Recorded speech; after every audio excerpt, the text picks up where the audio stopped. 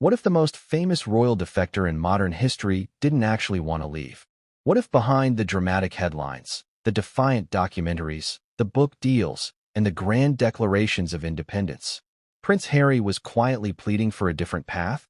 And what if, after years of holding it all in, he's finally ready to tell us the truth? Before we continue, please hit the like button, subscribe to the channel, and turn on the notification bell for updates. We've all seen the public version, the whirlwind romance, the fairy tale wedding, the explosive exit. But what if the reality was far more complicated? What if some of the most life-altering decisions in Harry's life, cutting ties with the royal family, moving overseas, signing deals with media giants, weren't entirely his idea? What if the man who once said, "What Meghan wants, Meghan gets," was more lost than loyal? Because recently, in a quiet, almost overlooked moment, Prince Harry admitted something stunning. In a rare behind-the-scenes reflection, tucked between discussions of trauma, therapy, and tabloids, he let slip a single sentence that stopped royal watchers cold. Some of those decisions happened faster than I was personally comfortable with. Faster than he was comfortable with. Let that sit for a moment. Because in the world of royal storytelling, those few words may be the most revealing he's ever said. So today, we're peeling back the curtain. No filters. No PR spin. We're diving deep into what really happened between Prince Harry and Meghan Markle, and what she did that made Harry finally speak out. But make no mistake, this isn't a simple story of blame. It's a story of power, of momentum, of emotional blind spots, and the dangerous speed of love in the spotlight. It's a story of a man torn between his past and his future, and a woman determined to rewrite both. And it all begins with one question. When did Harry stop being the driver and start being the passenger? For years, we've watched Harry defend Meghan. Publicly, passionately, sometimes recklessly. From that first defiant press release in 2016, slamming the British tabloids for their racial undertones, to the now infamous Oprah interview, Harry has stood by her side like a shield. But standing beside someone doesn't always mean standing on equal ground. Because while the world was busy framing Meghan as either a disruptor or a victim, something else was happening, something quieter, inside Harry himself. He was changing, but was he growing? Or was he drifting? Let's rewind the tape. Before Meghan, Harry was a royal misfit, but a proud one. He was cheeky, flawed, beloved. He drank, joked, served in the military, and was often caught breaking protocol. But he also carried the weight of grief, of trauma, of being Diana's son. And yet, he had a tribe. He had William. He had Charles. He had the military. He had the British people, who adored him, flaws and all. Enter Meghan Markle. She didn't just bring love.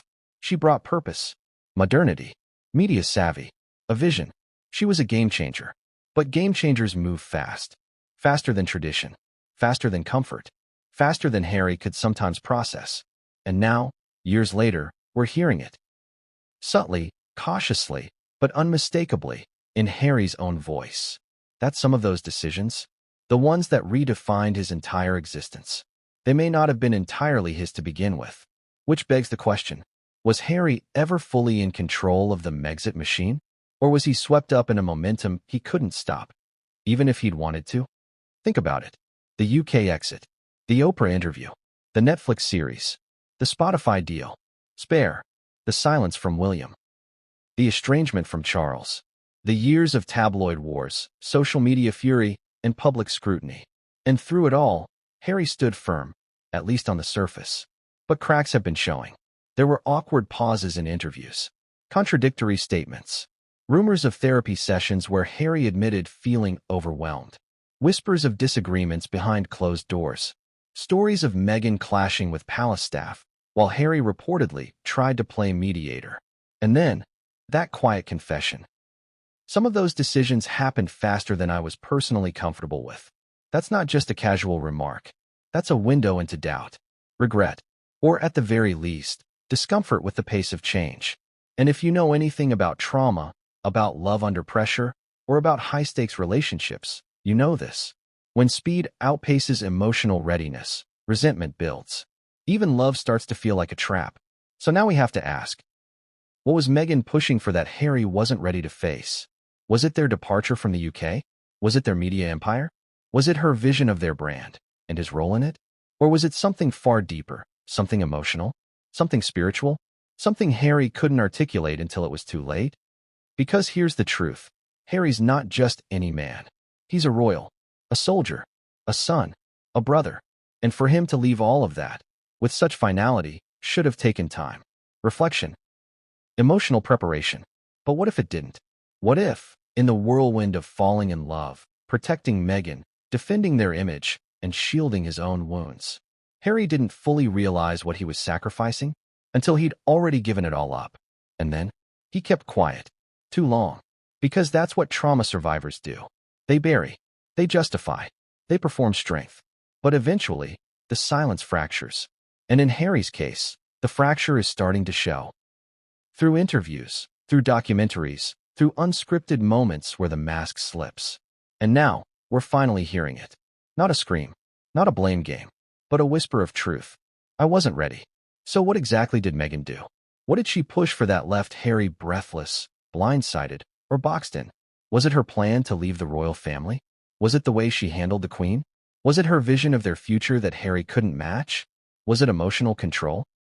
Or something more subtle, the kind of influence that doesn't look like manipulation until you realize you've lost yourself? Over the next 13 chapters, we're going to break this open. We're going to dissect the moments when Harry hesitated and Meghan accelerated.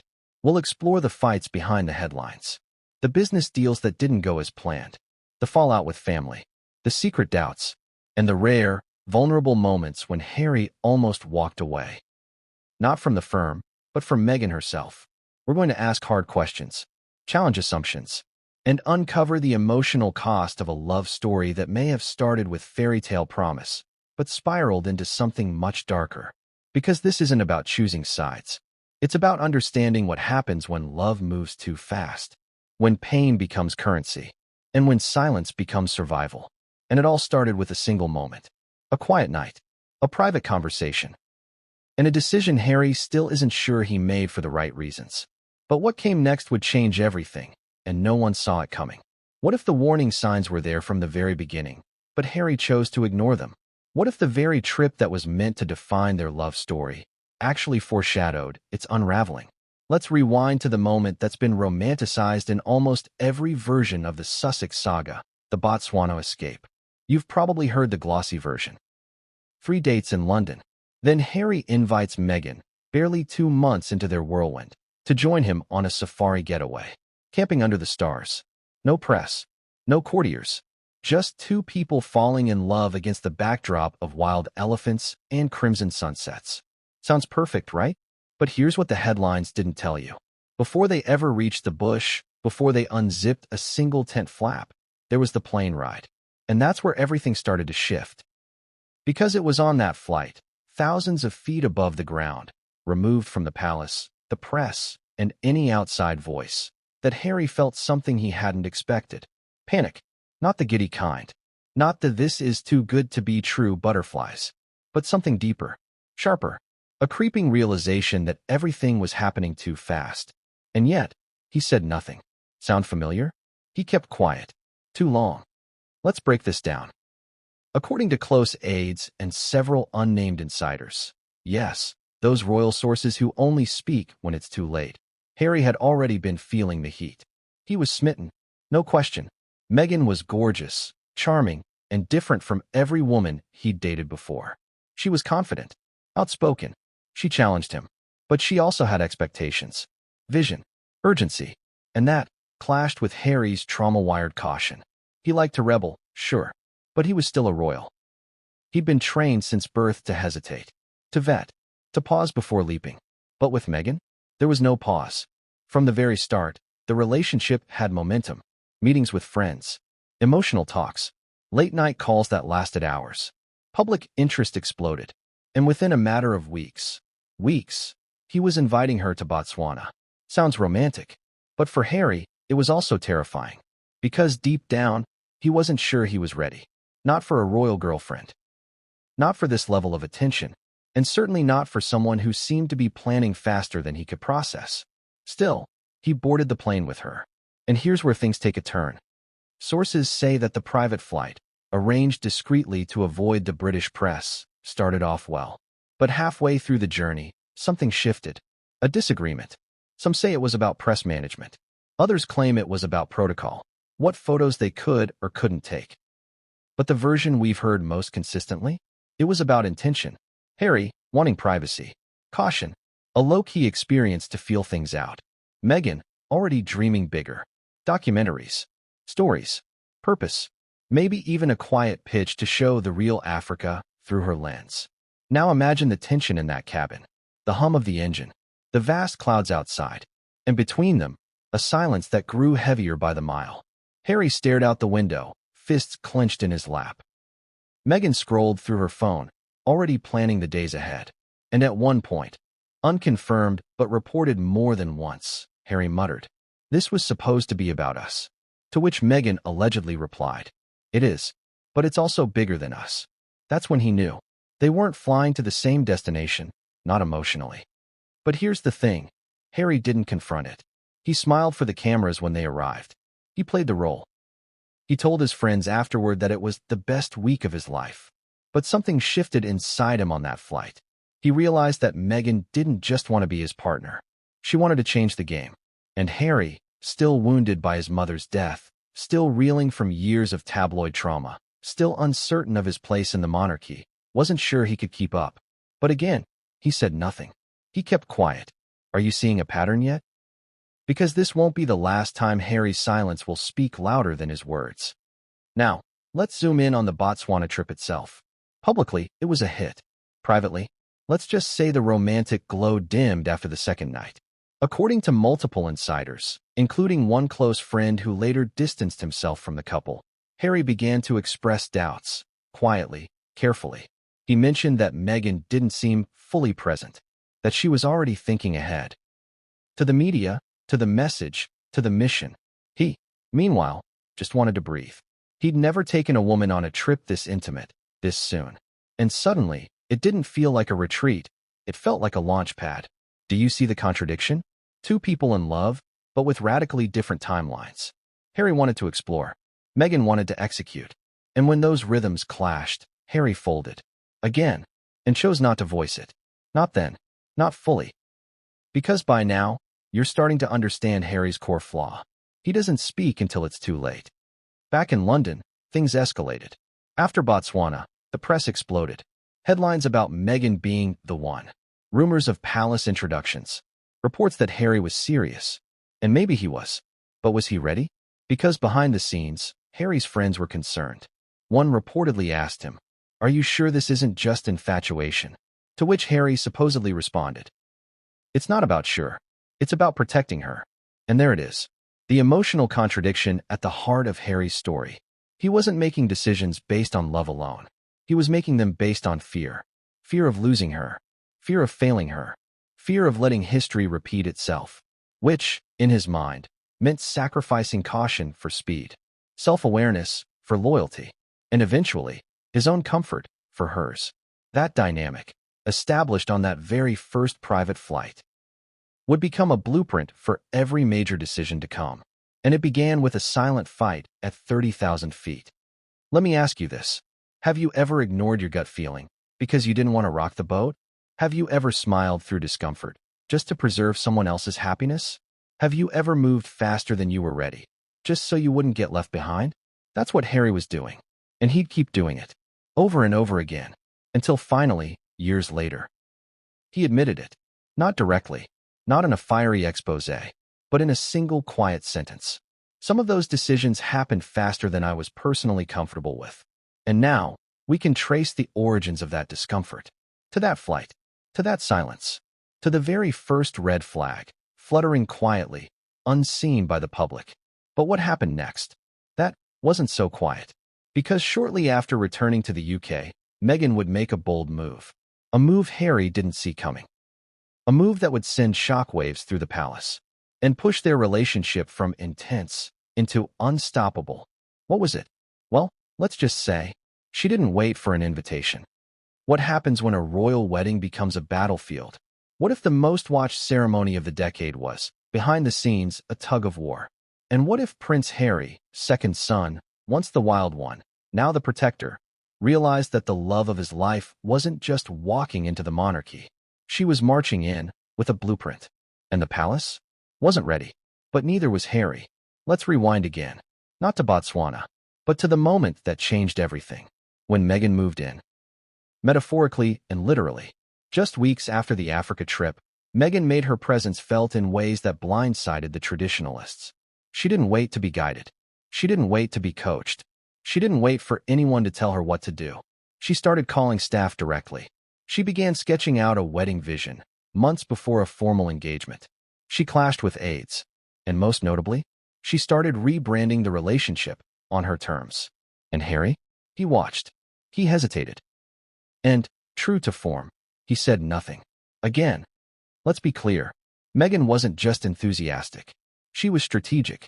One former palace insider described her as a force of nature, adding that she arrived not as a guest of the firm, but as a CEO walking into a boardroom. Bold, confident, and determined to rewrite the playbook, which, to some, was refreshing. But to others, it was threatening, especially when the conversation turned to the wedding. Now remember, royal weddings are national events. They're not just about romance. They're about optics, protocol, diplomacy, and centuries-old symbolism. But Meghan? She saw a platform, and she wanted impact, representation, inclusivity, fashion, culture. And Harry? He wanted simplicity, quiet, dignity, and, above all, peace. But as planning began, peace was nowhere to be found. Let's talk about the dress. It may seem like a small thing, but insiders say it was the first major fracture point. Meghan wanted a globally celebrated designer. Harry, reportedly, wanted something traditional, not because he was controlling, but because he knew the headlines. He knew the criticism. He knew what choosing a bold, modern gown might trigger. But Meghan held firm. She wasn't just choosing a dress, one source said. She was sending a message. Harry, caught in the middle, backed down. And once again, he silenced his hesitation. Then came the guest list. Meghan reportedly wanted a larger number of Hollywood guests than the palace expected. Friends from Suits, Oprah, George and Amal Clooney. The Queen's advisors were stunned. There were questions. How many seats? Who gets priority? What about Commonwealth dignitaries? Harry tried to smooth it over. He made calls, apologized to staff, tried to blend worlds. But as one aide put it, he was trying to translate two languages, royal and celebrity, and neither side liked the accent. Then, the biggest battle of them all, the tiara. Now you've probably heard this one. The infamous tiara tantrum. According to reports, Meghan wanted a specific emerald tiara from the royal collection. The Queen denied it. Harry, furious, allegedly shouted at royal dressers. What Meghan wants, Meghan gets. But here's the twist most people missed. Insiders say Harry didn't start that fight. He walked into it. Because Meghan had already been calling multiple palace staffers directly, trying to secure her choice. She bypassed channels. She disregarded hierarchy. And when the answer was no, she escalated. Fast. Harry, desperate to keep her happy, stepped in and exploded. Not because of the tiara, but because he was drowning. Torn between loyalty to the woman he loved and a system he'd never fully trusted, but still understood. And in that moment, something inside him cracked. He lashed out, and royal insiders never forgot it. Now, imagine being Harry in that whirlwind. He's planning the biggest day of his life. But instead of romance, there's conflict. Instead of excitement, anxiety. He sees Meghan pushing harder. He sees palace staff pulling back. He sees his brother, William, growing cold. There's a now famous report that William pulled Harry aside just weeks before the wedding and asked, "Are you sure?" To which Harry snapped, "If you can't support me, don't come." Another silence. Another fracture. One that would only deepen. And all the while, Harry's gut is screaming. But he buries it. Because he's in love. Because he's protective. Because the last time he didn't protect a woman, it ended with a funeral watched by 2 billion people. And so, the wedding moved forward. Glorious. Glamorous. Groundbreaking. A black bishop. A gospel choir. A speech about love that felt more LA than London. But behind the curtain? Damage. Tears. Misunderstandings. Kate, reportedly, crying during a dress fitting. Meghan, furious at leaks. Charles, exasperated by media drama. And Harry? Caught in a storm of his own making. One that, deep down, he wasn't sure he could control. Which brings us to the most chilling moment of all. The night before the wedding. According to a close friend of Harry's, someone who has since fallen out of favor, Harry didn't sleep the night before the wedding. He was pacing, drinking, not heavily, but enough, alone in his room at Windsor. And when a friend checked on him and asked if he was nervous, Harry allegedly replied, "It's all moving too fast. I don't know what happens after this." Then, the friend asked, "Do you want to stop it?" And Harry said, quietly, "It's too late now." That one sentence may hold more weight than anything else. Not, "I love her." Not, "I'm ready." But, "It's too late now." Can you feel the pressure? The momentum? The loss of agency? The same Harry who used to make decisions on his own timeline, now swept up in a machine bigger than himself. And in that moment, on the eve of one of the most historic weddings in modern royal history, he already knew something was off. But he kept quiet. Too long. Again. So when the cameras rolled, and the music played, and the world watched Meghan glide down the aisle, Harry smiled. He laughed. He whispered, "You look amazing." And she did. But if you look closely at the footage, at his eyes, just after she reaches him, you'll see it. A flicker, a shadow, a flash of something that looks a lot like doubt, regret, or maybe just the realization that the man who'd always wanted to walk his own path was now sprinting down hers. And the road ahead would be anything but smooth. Because the wedding didn't end the drama. It ignited it. And just weeks later, on what should have been their honeymoon, something happened that Harry would never forget. A conversation, a confession, and a line from Meghan that would haunt him for years. What did she say? Let's just say this. It made Harry question the very institution he was born into. What do you do when the world is cheering, but your heart is cracking behind the curtain? What happens when the headlines scream triumph, but the conversations behind palace walls are icy, bitter, and teetering on collapse? What if your most successful royal moment becomes the beginning of your downfall? That's exactly what happened in Australia. Because for Meghan Markle, it was the breakout tour of the decade. For Prince Harry, it was the beginning of something darker. Something that would eventually fracture the family, the firm, and Harry's very identity. Let's take you there. October 2018. Harry and Meghan step off the plane in Sydney, greeted by thunderous applause. Cameras flashing, crowds screaming, children waving tiny Union Jacks. The Sussexes are radiant, glowing, magnetic, larger than life. It's their first major overseas tour as a married couple. The stakes? Massive. And Meghan, let's be honest, owns it. From the first walkabout to the final speech, she's polished, empathetic, and powerful. She gives speeches that ignite headlines. She connects with indigenous communities, young women, charity workers. She bakes banana bread for rural hosts. Yes, seriously, and it goes viral. The media calls her a new Diana. And Harry? He watches. At first, with pride, but soon with something else. A quiet unease. Because with each passing day, something becomes clearer. The spotlight is no longer on him. Now, for most royal husbands, that wouldn't be a crisis. But Harry? He's not just any royal husband. He's the son of Diana. The boy who walked behind the coffin, 1,000 eyes upon him. The soldier who gave up active duty for public duty. The brother once known as the fun one. The people's prince. The rogue with heart. He's not used to being the sidekick. And suddenly, that's what he is. Because Meghan isn't just a duchess. She's a phenomenon. Sources close to the royal household say that even during the tour, Harry was already beginning to fray. It started small. A mistimed joke that fell flat. A moment backstage where Meghan reportedly corrected his scheduled briefing in front of staff.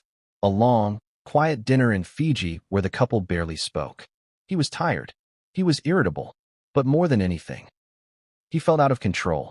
One aide later described him as restless and unsure, adding, "It was like watching a man realizing his role was shifting, and he didn't know how to reclaim it." Meghan, meanwhile, was thriving. But behind the smiles, she was also pushing limits. Hard. Let's talk about Meghan's speeches. They were beautiful, poised, passionate, but they weren't pre-approved. At least not all of them. Royal protocol dictates that speeches by senior royals are vetted. Every word combed through by courtiers and communications teams. But Meghan? She wrote her own drafts. And, according to insiders, sometimes delivered versions that diverged from the ones sent to palace staff. One speech in particular, delivered in Fiji, about education and women's empowerment, raised eyebrows at Buckingham Palace. Why? Because it wasn't just heartfelt. It was political.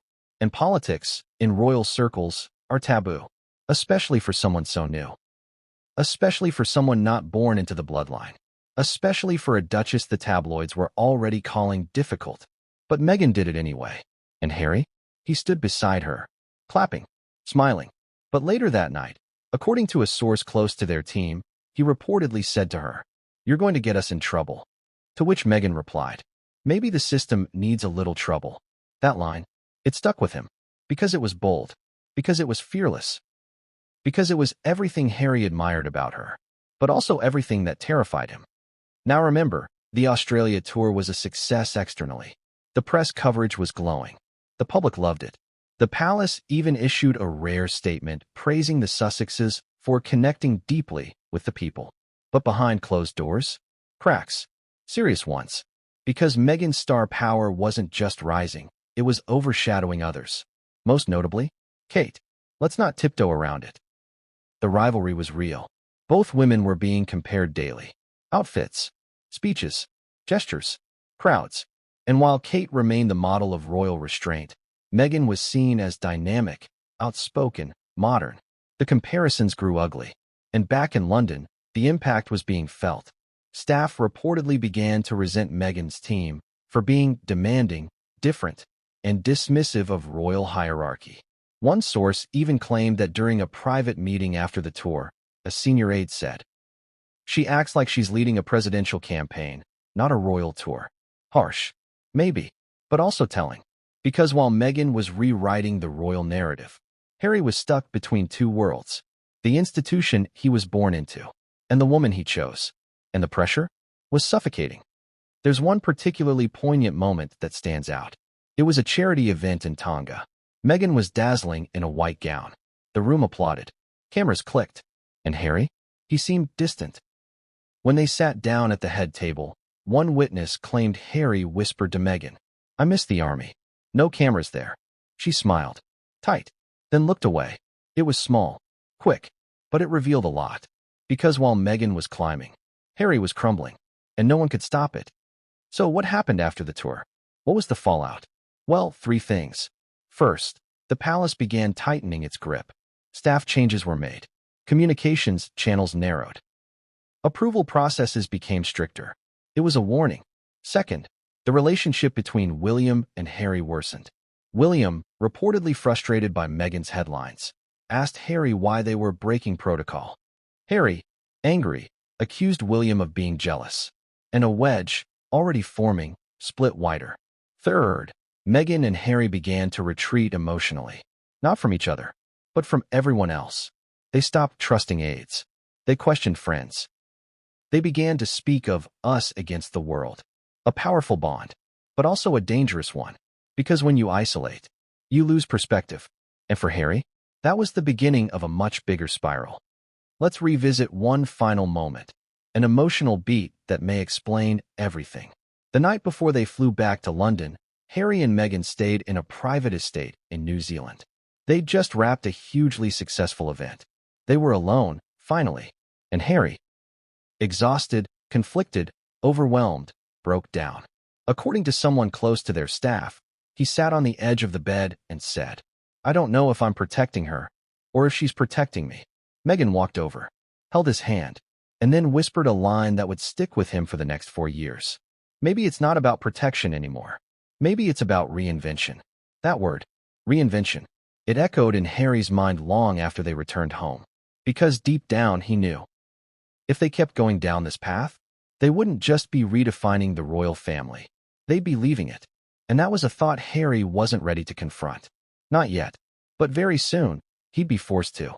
Because within weeks of returning from Australia, Meghan made a decision. One that Harry wasn't fully part of. One that would send shockwaves through the firm. And one that made him finally ask himself, whose timeline are we really on? What if the man who walked away from royalty almost walked away from everything? Not just the monarchy, not just the crown, but Meghan. Because what if there was a moment, one hidden behind media narratives and polished PR, when Prince Harry nearly made the most unthinkable decision of all, to leave it all alone? Let's go there. Let's talk about New Year's Eve, 2019. It was supposed to be a reset, a fresh chapter, after the whirlwind of 2018. The wedding, the Australia tour, the first wave of tension with the palace. The Sussexes were poised for something new. Harry had become a father. Archie had been born that May. But instead of stability, there was chaos. Tensions with William and Kate were rising. The tabloids were turning ferocious. The palace was growing colder. And behind the scenes, Harry and Meghan were drifting. Not apart in love, but in rhythm, because Meghan had already moved on to the next act. She was looking west, toward Hollywood, philanthropy, tech investments, media ventures. And Harry?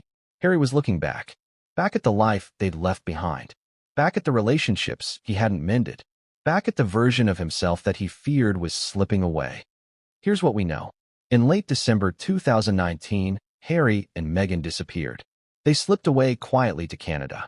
No press, no palace announcements. Just gone. It was a calculated escape, strategic, maybe even rehearsed. But for Harry, it wasn't an escape. It was an emotional fracture. According to one close friend, Harry was withdrawn, confused, and emotionally raw during that trip. He was spending long walks alone in the woods, turning off his phone, sleeping apart from Meghan at least one night, and journaling obsessively. But why?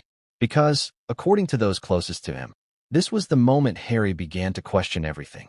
Not just the institution, not just the press, but the decisions they'd made. And more disturbingly, who had been making them. Now let's rewind just a few weeks. December 2019. The Queen records her annual Christmas message. You remember it, right? The broadcast from Buckingham Palace. Photos of her family placed neatly on her desk. William and Kate, Charles and Camilla, even Prince Philip. But no photo of Harry, Meghan, or baby Archie. None. It wasn't just a snub. To Harry, it felt like erasure. And Meghan? She noticed too. But where Harry was hurt, she was furious. One aide claimed that Meghan said, offhandedly, "That's fine. We'll build our own table." A powerful line. Fierce. But to Harry, it didn't sit right. Because he wasn't sure he wanted a new table. He still wanted a seat at the old one. Somewhere in between. But Meghan was already pushing forward. She'd begun strategizing, drafting outlines for a possible new platform, calling lawyers, contacting executives. And Harry? He wasn't in those calls. Not all of them. And that realization? It broke something. During one of those long walks in Canada, Harry reportedly broke down with a close friend over the phone. And he said something startling.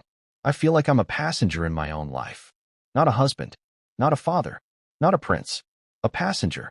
And the question he asked next? Do I still have a choice? Let that sink in. This isn't the Harry the world saw. This isn't the confident rebel shaking hands on red carpets. This is the man. Traumatized, overwhelmed, disoriented, wondering if he can still hit pause. Wondering if it's too late to say, slow down. Wondering if Meghan would even understand that. Now let's talk about the moment. The actual moment Harry considered walking away. It was New Year's Eve. A quiet evening at their rented estate in Vancouver Island. No glam. No guests. Just the two of them, a fireplace, and tension so thick it was choking. Harry had been brooding all day. According to staff who were present, he barely spoke. Ate alone. Didn't answer texts from his brother. And just after midnight, after Archie had been put to sleep, Harry and Meghan sat outside on the balcony. And Harry said it. He said what no one expected him to say. "Maybe we're not on the same page anymore." Meghan, stunned, asked what he meant. And that's when Harry finally unloaded. He told her he felt rushed. He felt like decisions were being made for him, not with him. He admitted he missed his brother, even if they were feuding. He said he didn't recognize himself anymore. And, according to sources, he even said, "Sometimes I think you love the idea of me more than me." Silence. Then, Meghan reportedly stood up, walked inside, and didn't speak to him for hours. The fracture was real. And for the first time, Harry thought about walking away. Not from her, but from everything else. The brand, the deals, the plans. Because deep down, he didn't know who he was outside of it. And for the first time in years, he felt like he needed to rediscover that man. Alone. But here's the twist. He didn't walk away. Why? Because the next day, something happened. A letter arrived. Not from the Queen, not from Charles, but from someone Harry hadn't spoken to in months. Princess Diana's former confidant. We won't name them here, but they'd known Harry since childhood. And the letter? It was short, simple, but devastating. It read, "Your mother was driven away too fast. Don't let that happen again. Your silence is not the same as peace." That hit him hard, because in that moment, Harry realized something else. He wasn't just trying to protect Meghan. He was trying to redeem Diana. He was trying to win, posthumously, a war that had ended decades ago. And walking away would mean losing that war. And Harry, deep down, wasn't ready to lose. So he stayed. But make no mistake, something changed after that night. He no longer followed blindly. He no longer nodded automatically. He started asking questions, pushing back, privately, carefully, but consistently. And Meghan noticed. According to one source, she once told a friend, "He's getting cautious again. I thought we moved past that." But they hadn't, because Harry was changing, not into someone new, but into someone older, more reflective, less reactive, and more conflicted than ever. And that conflict would soon explode, because just weeks later, they would drop a bomb on the royal family. A decision that would shatter centuries of tradition. A move that stunned even their closest allies. And Harry was only half on board. Because when Meghan typed the message announcing their royal departure to Instagram, Harry hadn't approved the final draft. What if the biggest deal of your post-royal life, the one that promised financial freedom, creative power, and global influence, was signed before you fully understood what you were agreeing to? What if, behind the glossy press releases and orchestrated handshakes, there was a silent tug-of-war between a man trying to regain his voice and a woman racing to amplify hers? That's exactly what happened with the Netflix contracts. Because while the world saw a revolutionary media move, Harry and Meghan break the mold, the reality was far more complicated, especially for Harry. Let's get one thing straight. The Netflix deal didn't materialize out of nowhere. This wasn't a spontaneous idea cooked up over coffee in Montecito.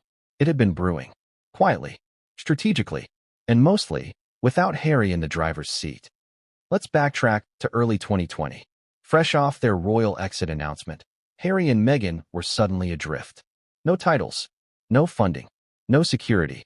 For the first time in Harry's life, he had no official role, no job, no guaranteed income. He was a prince without a kingdom. But Meghan? She saw opportunity. Hollywood had come calling, quietly, but persistently. Executives, producers, talent agencies, all interested, all intrigued. Here was a woman who'd captured the world's attention, half royal, half rebel, with a story no one else could tell. And by her side, a real-life prince. The offers began to roll in. Book deals, speaking engagements, production partnerships. But the crown jewel? Streaming. Netflix, in particular, saw the gold mine. A global platform plus global fascination equals unlimited content potential. They wanted the Sussexes. Badly. But here's where things get murky. Because while Meghan jumped into meetings with clarity, ambition, and direction, Harry was still processing. Insiders say that in early pitch meetings, Harry was polite but disengaged. He often deferred to Meghan, nodded silently, asked few questions. At one point, during a Zoom call with Netflix's content executives, Harry reportedly left halfway through due to a personal conflict. In truth, he'd told a friend he wasn't sure he was ready to package trauma for entertainment. That line is crucial, because it reveals Harry's internal war. He wanted to tell his story, but not like this. Not scripted, not stylized, not commodified. And yet, the wheels were already in motion. Meghan had a vision, a full-fledged media company. Original content, children's shows, documentaries, interviews, social justice programming. She even had a name, Archwell Productions. By the time Harry caught up emotionally, contracts were being drafted. Let's talk numbers. Reportedly, the Netflix deal was worth up to $100 million. Staggering, but also misleading. Because in the streaming world, that number isn't paid up front. It's based on deliverables, on viewership, on performance. In other words, it was a gamble. And Harry? He's never been a gambler. But Meghan? She's always bet on herself. Here's the twist that most people missed. Harry never saw the final content slate before the deal was signed. Yes, he knew about the Heart of Invictus docuseries. That was his baby, his safe zone, veteran-centered, purpose-driven. But the other projects? The docu-series about them? The fly-on-the-wall footage? The behind-the-scenes of their life in California? That was Meghan's realm. She had meetings with directors before Harry even met them. She gave notes on development outlines. She coordinated the brand rollout. Harry, according to sources, was looped in, but rarely central. And when he finally saw the treatment for the Netflix docuseries later titled Harry and Meghan, he reportedly said, "This feels invasive." But by then, it was too late. Let's dig into the heart of the conflict. Harry wanted control of his story. He wanted dignity, healing, context. Meghan wanted impact. She wanted scale, reach, influence. And she wasn't wrong. She understood the media machine. She knew that to reclaim the narrative, they had to be louder than the tabloids. But for Harry, that felt like repeating the same cycle, just with better lighting. One insider revealed that during post-production of the Netflix series, Harry pushed to cut certain scenes. Moments where he looked angry, or lost, or vulnerable. But Meghan disagreed. She felt those moments made the story real, authentic, human. And the producers? They sided with her. Because emotion sells. And Prince Harry's quiet breakdowns? They were marketing gold. There's one particularly painful moment worth highlighting. In episode 3 of Harry and Meghan, there's a clip of Harry talking about therapy, about how he was encouraged to suppress emotions as a royal. He stumbles briefly, tears up. It's raw, honest. But according to production insiders, Harry didn't want that clip aired. He'd marked it during internal reviews as too personal. But it made the final cut anyway. Why? Because Meghan believed it was crucial to show his transformation. That moment, it sparked a serious fight between them. Not explosive, but deep. According to someone close to the post-production team, Harry told Meghan, "This isn't how I want people to see me." To which she allegedly replied, "But it's how they'll finally understand you." It was a clash of philosophies. Harry wanted healing through privacy. Meghan wanted catharsis through exposure. And neither was wrong. But neither could truly meet the other where they stood. Eventually, the series aired. It was watched by millions. Critics were divided. Fans were emotional. But Harry? He went quiet.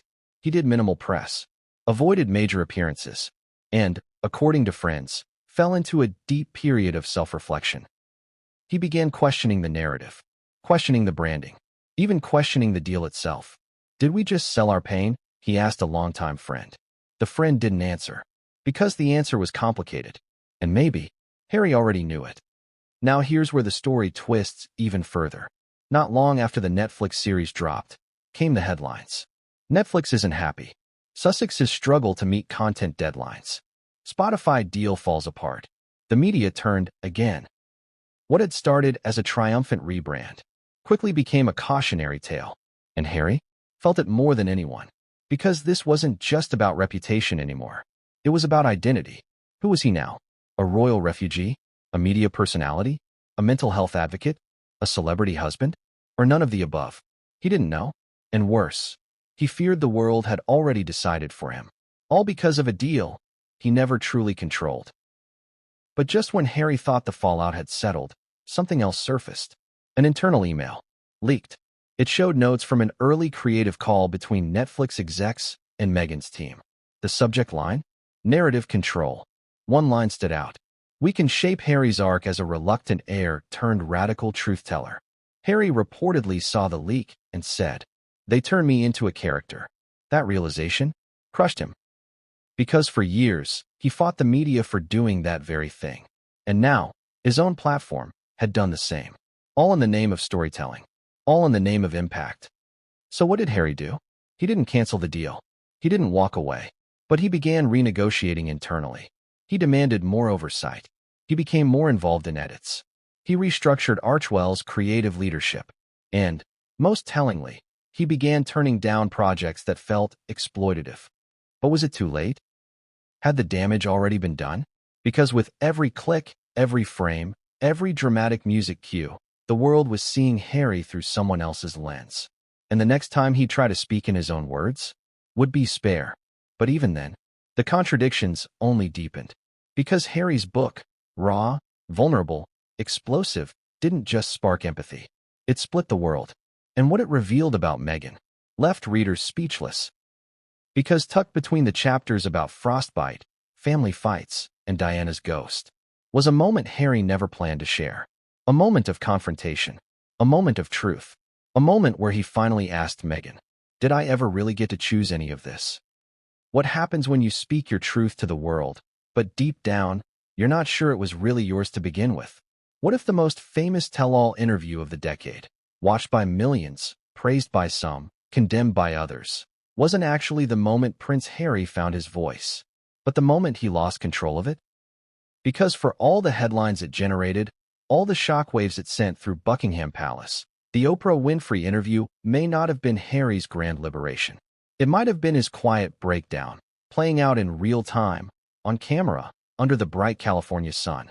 Let's take you behind the scenes of the most polarizing conversation in modern royal history. Because what you saw on screen was only half the story. March 7th, 2021. The interview aired globally. It was dramatic, explosive, history-making. Meghan's calm but devastating delivery. Accusations of racism, mental health crises, cold indifference from the institution. Harry's defensiveness, his simmering resentment, his broken bond with his father and brother. But the most haunting part wasn't what was said, it was what wasn't. Because in the days leading up to that moment, before the lights, before the camera, before Oprah sat down on the garden bench, Harry had doubts. Serious ones. And for the first time, he voiced them. Let's rewind. 2 weeks before filming, Harry and Meghan had just wrapped their initial discussions with Oprah's team. The location was chosen, the production schedule locked, the wardrobe selected. But Harry was spiraling. According to someone close to the couple, he began having second thoughts. He wasn't worried about the logistics. He was worried about the aftermath. He'd been through media storms before, but this was different. This time, he was driving the storm. Or at least, that's what it looked like. Privately, Harry confessed to a friend, "I don't want to burn it all down. I just want to be heard." The friend asked, "Are you sure that's what this interview is?" And Harry, after a long pause, said, "I don't know anymore."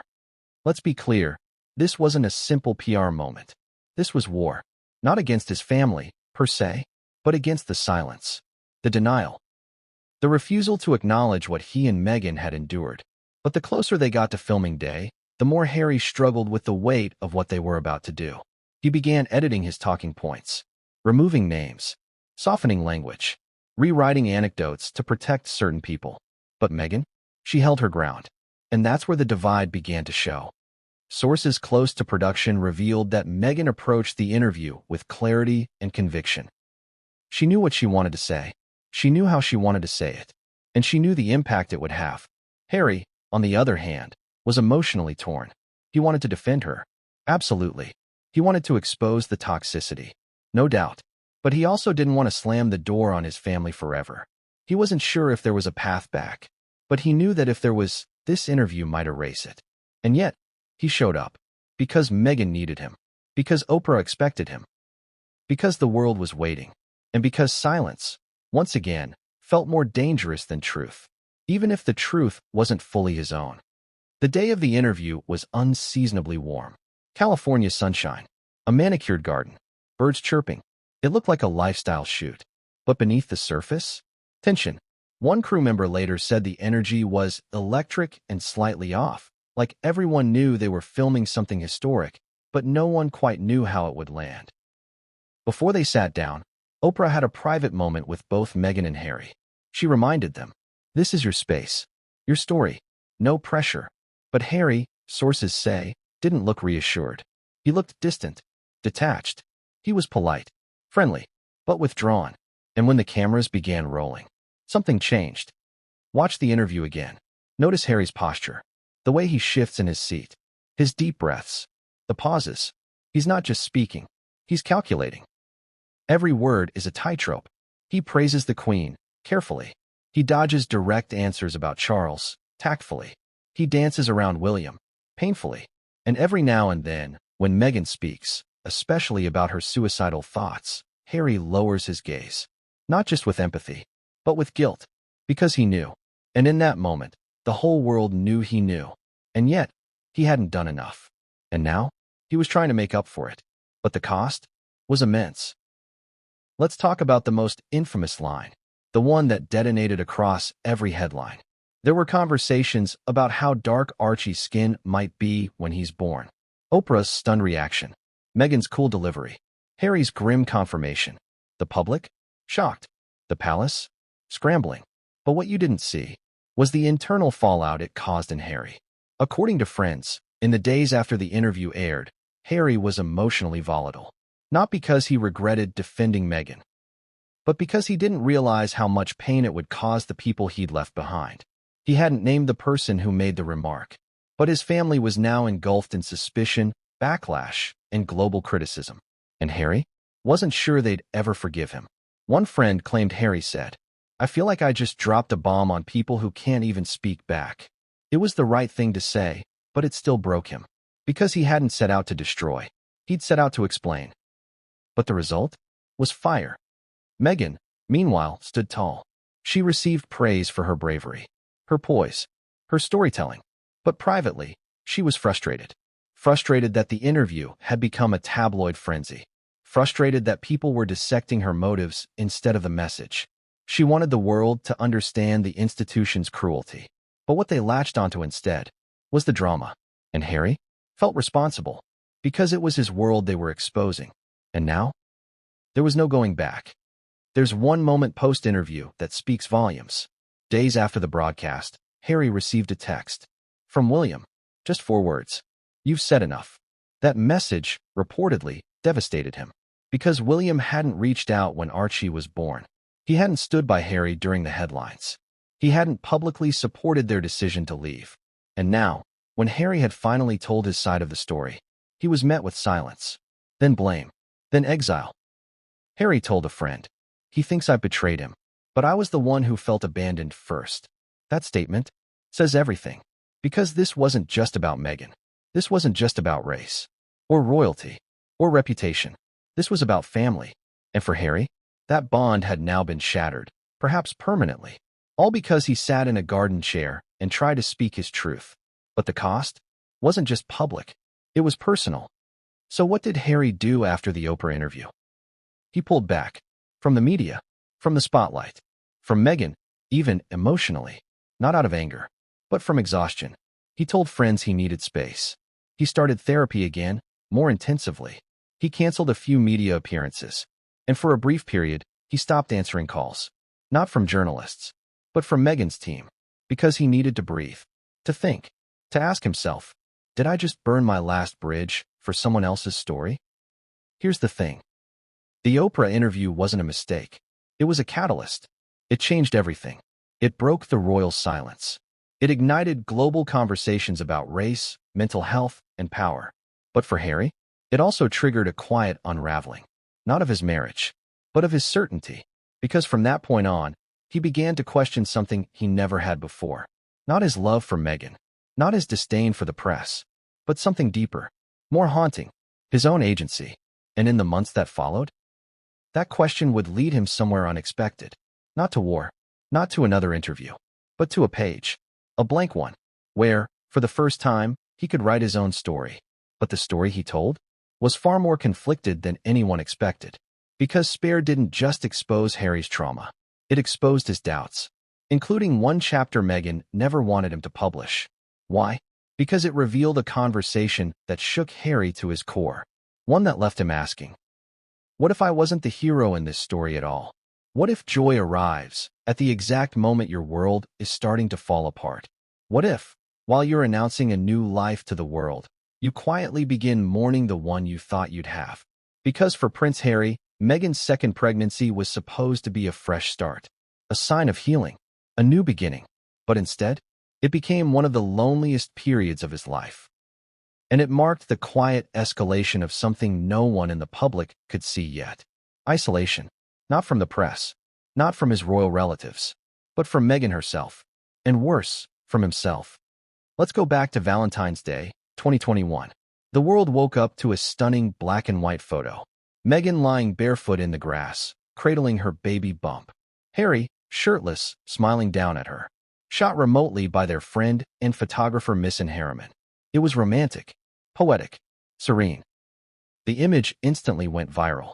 After the heartbreak of Meghan's miscarriage in 2020, this felt like the rainbow after the storm. A new Sussex baby, a daughter, hope. And yet, off-camera, something very different was unfolding. Because while Meghan's glow captivated the media, Harry's smile was starting to slip. Sources close to the couple revealed that during the first trimester, Meghan was battling fatigue and hormonal shifts. Normal for any pregnancy. But Harry? He was battling something else. Emotional withdrawal. According to one family friend, Harry had become detached, distracted, and unusually quiet. He would disappear for hours, walk their Montecito property in silence. Missed calls, forget appointments. And when friends reached out, he offered short replies. Everything's fine. Just adjusting. Lots on my mind. But behind those words was a growing storm. Because the pregnancy, while beautiful, brought everything into sharper focus. Not just who he was becoming, but who he no longer was. Think about it. This was the first time Harry was experiencing fatherhood outside the institution. No royal protocols. No christening in St. George's Chapel. No official press call on hospital steps.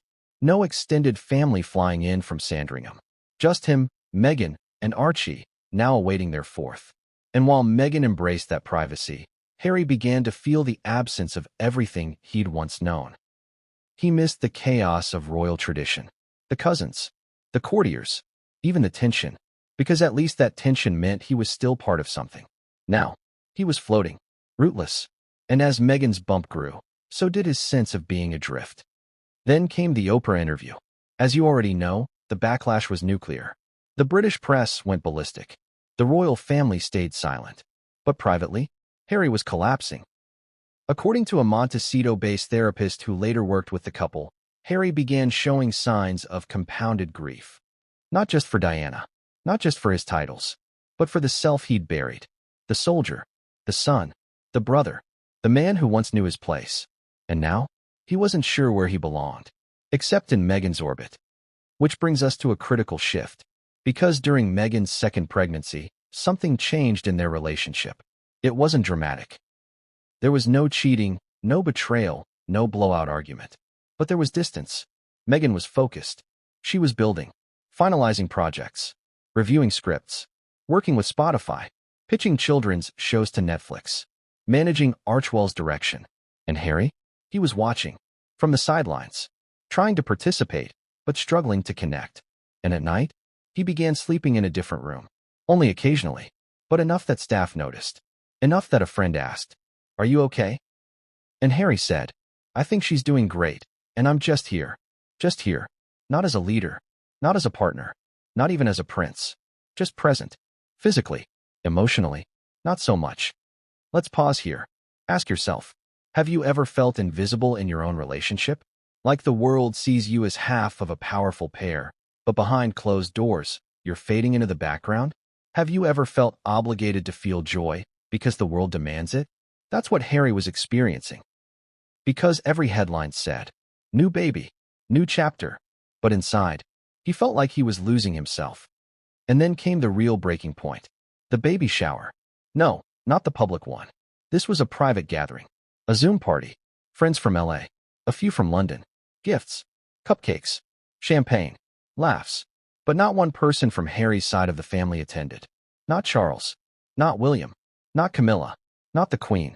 And while Harry smiled through it, later that night, he broke down. He told Meghan, "It's like I don't exist to them anymore." And she, exhausted, reportedly replied, "Maybe that's for the best." A throwaway line? Maybe. But it hit him hard. Because even if he had made peace with the institution, he wasn't ready to make peace with being erased. In late May 2021, Harry took a solo trip to London. It was for the unveiling of Princess Diana's statue at Kensington Palace. The symbolism? Brutal. Two brothers, estranged, honoring the woman who raised them. And yet, the tension was ice cold. Harry flew in. No Meghan. No Archie. No Lilibet yet. He spent one night at Frogmore Cottage. Alone. The reunion with William? Brief. Civil. Awkward. And after the event, Harry didn't stick around. He was back in California within 48 hours. But when he landed, something shifted again, because Meghan had given birth while he was away. Yes, he returned just in time. But that short, lonely trip had crystallized something. He was not going back. Not to the UK. Not to the family. Not to the identity he once had. And yet, he still didn't know what to replace it with. The weeks after Lilibet's birth were quiet. On the outside. But emotionally, Harry was unmoored. He loved his daughter. He adored Archie. He remained fiercely loyal to Meghan. But in therapy, he said something startling. I feel like a supporting actor in my own life. That confession broke his therapist, because it revealed a man who had given up the kingdom, only to realize he might have given up his crown and his company.